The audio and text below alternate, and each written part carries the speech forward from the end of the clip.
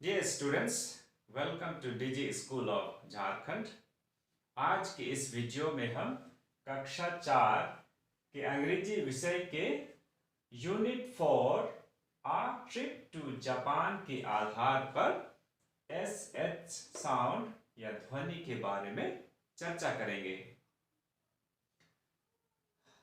मैं उम्मीद करता हूं कि आपको हिंदी वर्णमाला अच्छी तरह से आती होगी और याद होगा।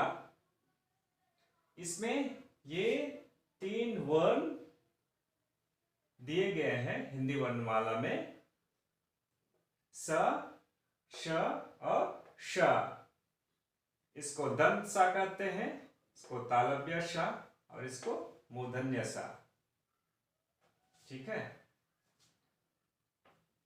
और इंग्लिश अल्फाबेट में हम देखेंगे ये एस जो है इसके जैसे इसका उच्चारण होता है, सा और सा, एस। लेकिन जब एस एच के पहले आता है इंग्लिश में तो तालव्य शा के जैसे इसका उच्चारण होता है। नीचे हमने कुछ शब्द लिखे हैं जिसमें तालव्य शा वाले शब्द हैं। आइए हम इनको साथ में पढ़ते हैं। आप भी मेरे साथ साथ पढ़िए। कौन सा शब्द है? शालू। ये कौन सा शब्द है? शीला। आगे शनिवार। आगे शीशा। ये कौन सा शब्द है? शरारत। ये शालीमार। ये मशाल।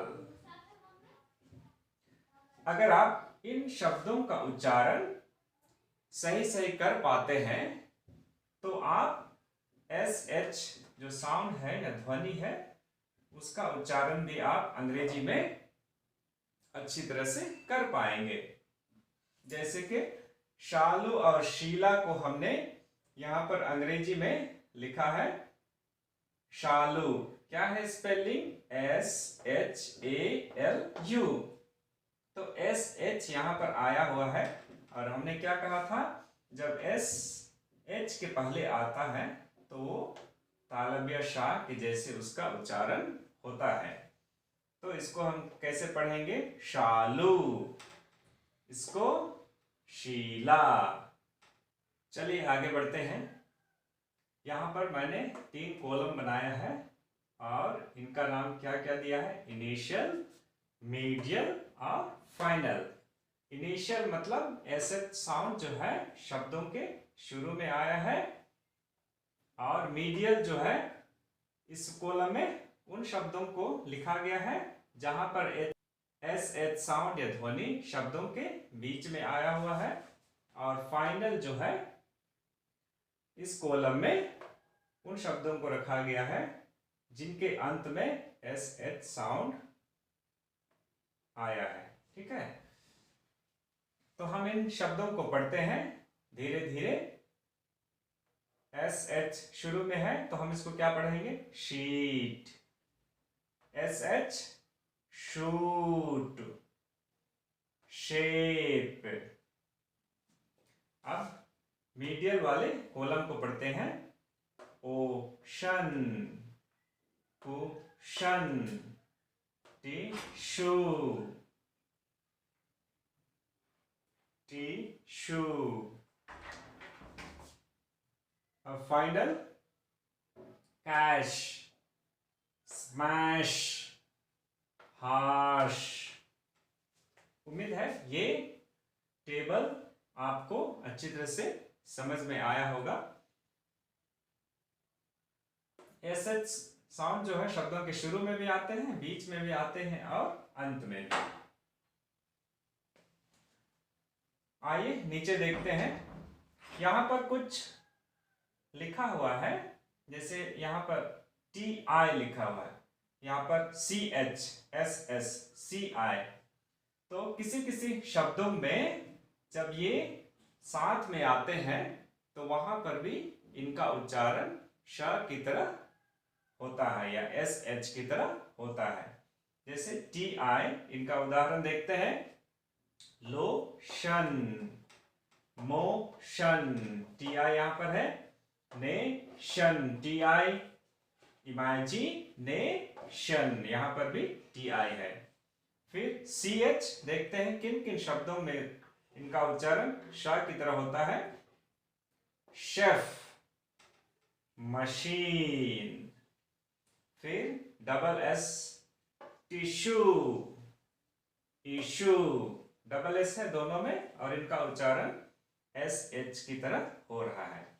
फिर आगे है सी आई, देखते हैं इनका इस्तेमाल किन शब्दों में हुआ है और कहा इनका उच्चारण एस एच की तरह होता है।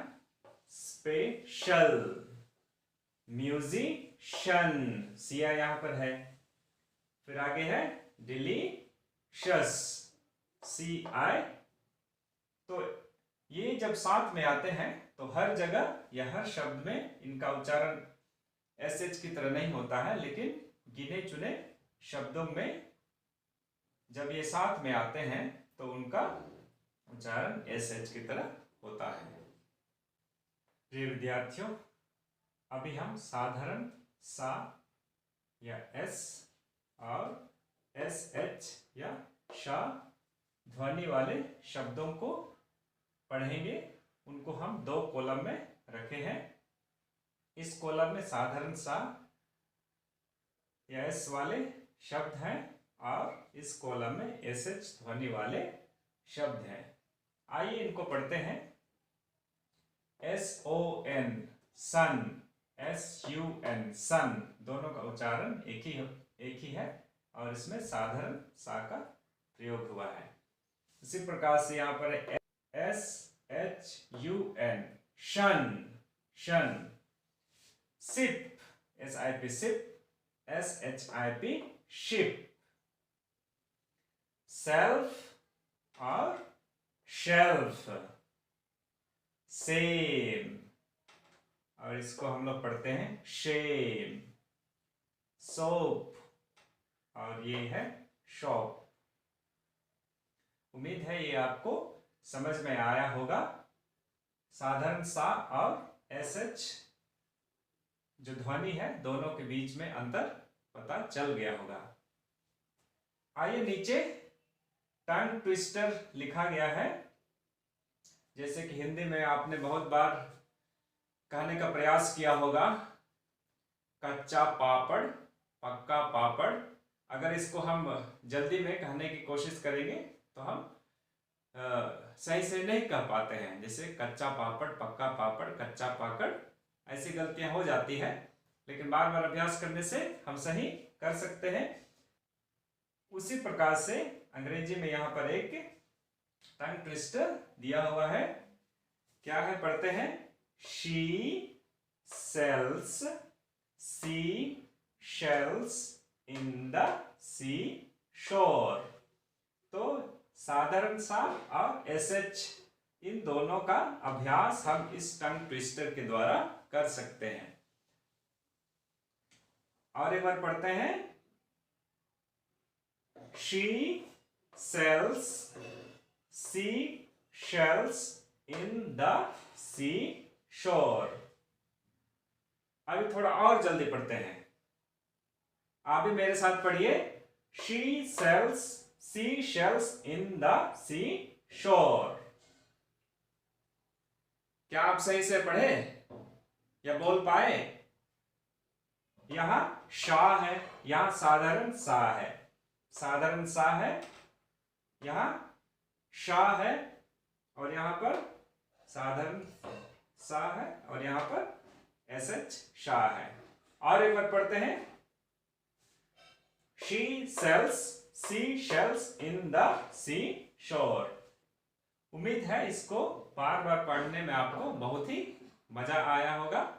इसको घर पे बार बार प्रैक्टिस कीजिए, अभ्यास कीजिए, तो आप इन दोनों का उच्चारण सही से सीख पाइएगा और पढ़ते या बोलते समय आपसे गलतियां कम होंगी। धन्यवाद।